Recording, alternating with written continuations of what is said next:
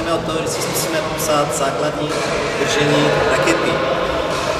Nejjednodušší pochopení tohoto držení je následovné. Když bereme raketu a chytneme, položíme dlaň na plochu výpletu ze strany, z pravé strany a ruku táhneme podél krčku rakety až k držátku a obejmeme raketu způsobem, jako bychom někomu podávali ruku.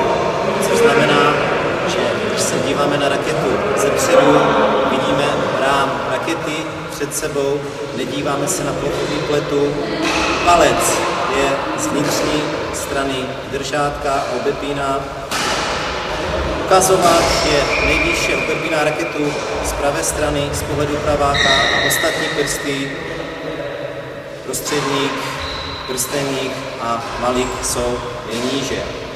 Kdybychom provedli sekací pohyb, tak hlava rakety jde směrem dolů.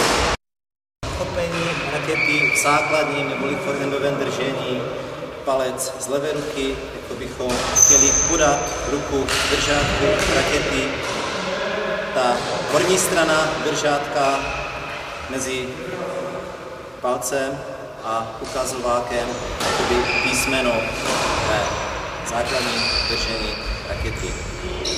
Nejčastější chyby, které se u tohoto držení objevují, je to, že začátečníci uchopí raketu takzvaným plácačkovým držením, což znamená, že plocha výpletu směřuje k tváři hráče, hráč se dívá na plochu výpletu, nedívá se na rám rakety. Velice často ukazovák je na horní plošce držátka a brání správnému pohybu rakety, takže na rozdíl od správného forehandového držení, kdy ukazovák je ze strany, při nesprávném nebo plácačkovém držení, mnohdy ten ukazovák je ze strany a hlavně, když si ukážeme ve hře, toto držení rakety brání úderům ze zadní části kuku k správnému provedení.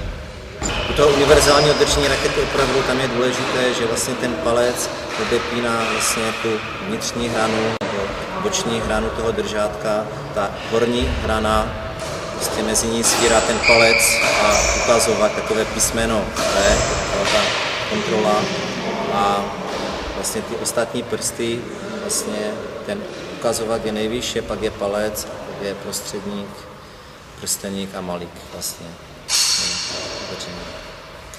Ještě při tom základním držení raketu se snažíme držet ani ne v horní části držátka, ani ne ve spod na samotném konci. Tam je důležité držet v volném, uvolněném držení uprostřed tohoto držátka.